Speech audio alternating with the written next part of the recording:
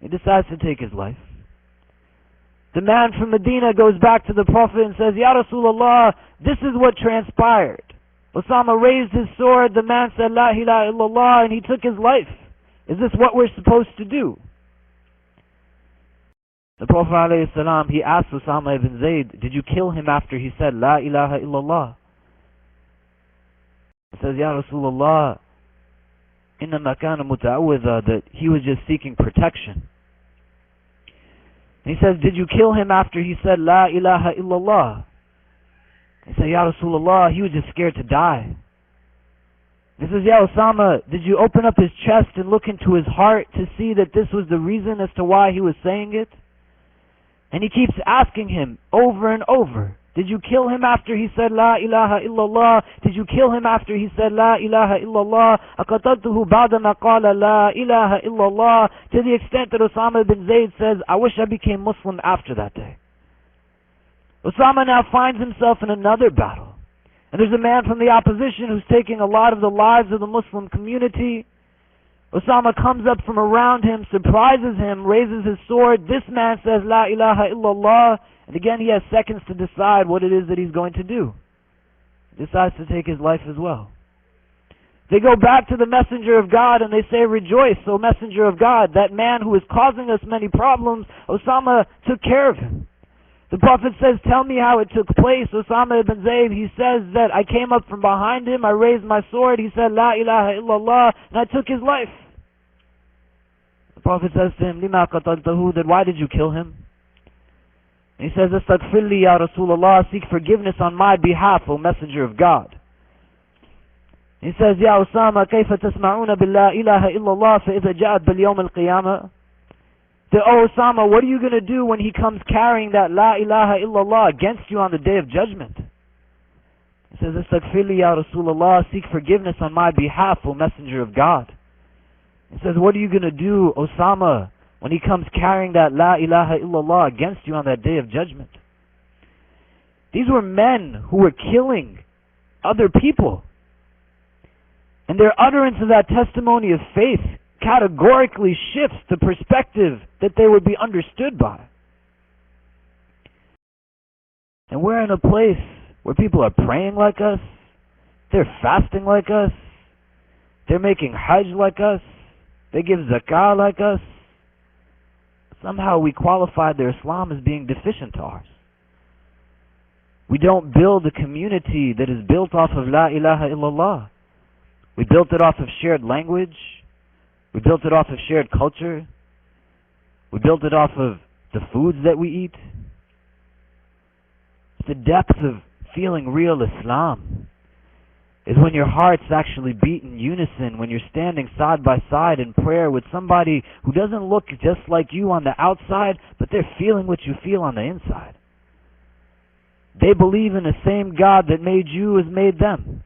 And His divine wisdom was what decreed whether they were male or female, black, white, brown, or yellow, born in this country or another country. The challenge is when we get so myopic in our perspectives, we don't understand how it is that we in fact are the ones that are losing out the most. Where we become segmented and divided. And we think that somehow we deserve or are entitled to certain things. We get to a place where the reality is such that those who don't have our interest in mind, they take the utmost of advantage of our being separate from each other to continue to marginalize and oppress us in the ways that we see it. You got to understand how it works. Organized evil always triumphs over disorganized righteousness. This is a truth. You have to accept it. And if you are in a place where you think that wealth alone is going to equate to power, that's not how it works. If you think connections alone equate to power, it doesn't work that way as well. We are the most talented, skilled, diverse community in this country. We have access to more resources, more intelligence than most any other group whatsoever. Our biggest challenge isn't about anything that we possess in our hands. It's about the fact that we don't really deal with our hearts so well. And we don't really understand what it is that we have to stand up against is not anything that this world is throwing at us. but the deep-rooted racisms that we have that are existing inside of us. And you see it every day. How do we start to understand it? How do we start to deal with it? When you look at just basic social inclusion theory, you start to understand how it is that we function and why we move in this way. From a purely theological standpoint, when we yield to metaphysical realities, this is a fundamental sin that casts Shaitan out of Jannah. He is arrogant, he is flawed in his logic, he believes he knows better than God, but he's also just straight up racist. That's just what he is. I am from one space, he is from another. I am of fire, he is of dirt. I must be better than him. Because our God is the most just. If Shaitan gets us to fall into that mess, and we stand in front of Allah on the day of judgment, and he says that, Ya Allah, you threw me out of Jannah for doing the same thing that they did, why are you going to let them in? What are you going to say? I didn't want my kids hanging out with those people. I had to think about what my elders would say or what community would say. Like, whose sunnah do you follow? You got to get into your own psyche and understand why you identify the way you identify. There's 3 basic steps that go into fundamental social inclusion theory. Primarily, as a first step, you categorize. Not self-categorization, that's step number 2. Categorization means you just think and yield to boxes. You think about profession, you think about class, you think about race, ethnicity, religion, politics, whatever. But they exist in your mind. Step number 2 is that you start to place yourself in those boxes. I am Muslim, I am male, I am imam, I am chaplain, I am professor, I am father, I am son, I am uncle. I am American. I am first generation. The boxes can keep going and going. But where I now affirm for myself who it is that I am is taking a third step by comparing myself to that which I am not. So I know that I am X because I am not Y. I am Muslim because I'm not Christian.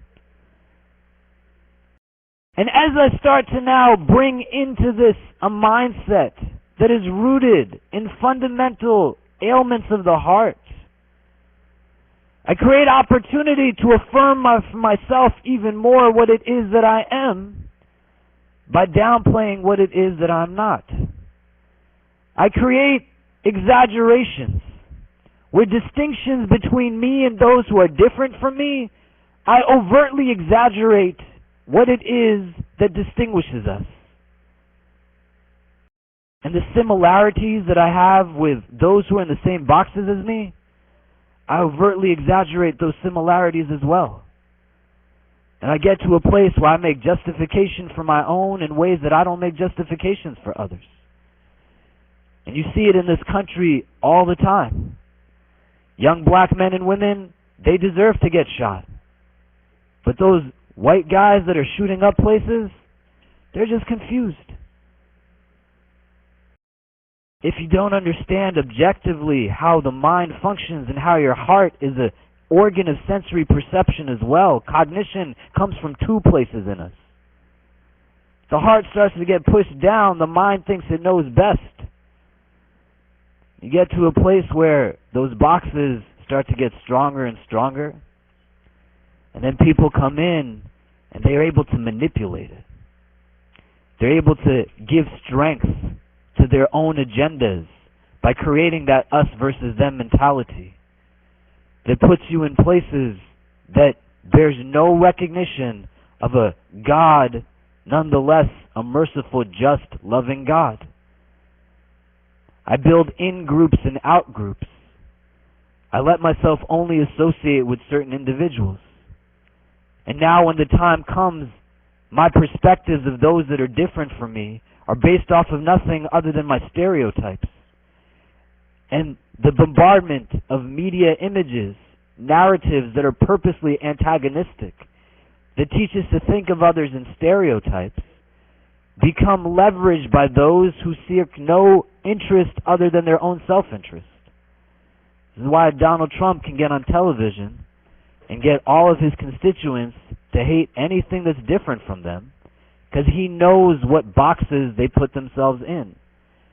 He knows how to tweak what is going on inside of them and get the masses to come behind him, to be able to say that fear that black person, fear that immigrant, fear that Muslim, fear that woman.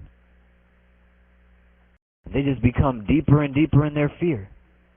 It's the same mindset that when you see the policies that get enacted by many in the governmental institutions and apparatus that are running this country today, they tend to all be middle-aged white Protestant men. And again, think of it objectively. You see now domestic policy, you see now foreign policy, you see a lot of inequity and injustice, law enforcement tactics that are beyond invasive, school systems that are built to just channel and funnel young men into the prison system, drones dropping on countries overseas, taking the lives of many. State-sanctioned violence is still violence.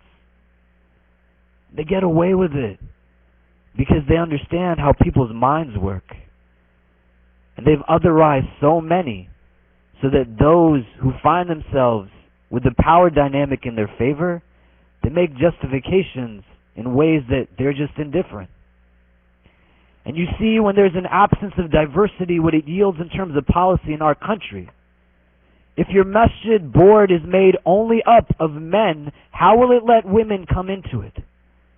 If your masjid board is made up only of people of one cultural background, one racial background, one ethnic background, one social class, how will you start to create programs and services that are diverse enough to meet the needs of a diverse population? There's 200,000 Muslims in Houston. None of them are all the same.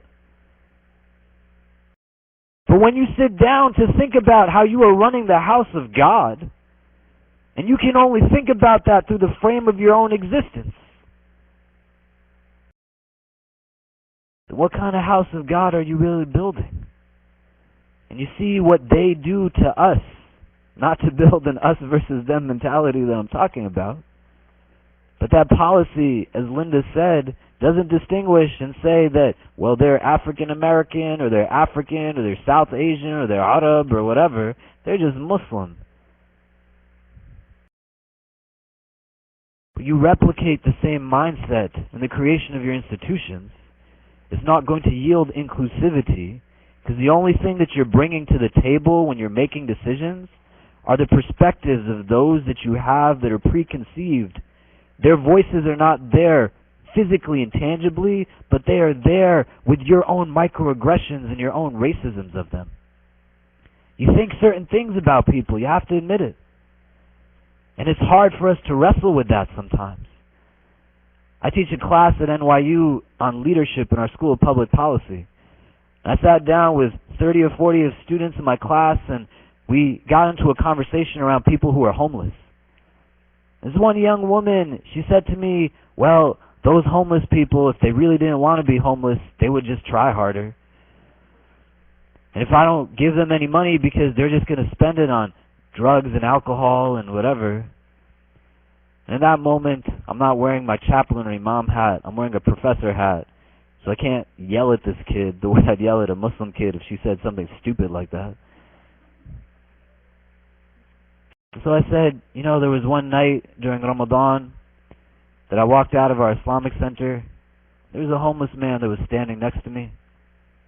He was asking for money. And I said, I have some sandwiches left over from our dinner. Would you like some of those? And he said no. And so I walked away. And inside of me, everything was angry. This guy doesn't want my sandwiches. All he wants is money for alcohol. Who does he think he is? When I took 2 steps away, I stopped. And I said the only person who could answer why he doesn't want them is he himself. So I turned around, and I went and I said to him, why don't you want my sandwiches, man? He pulled out a bag, and he said, I have some food.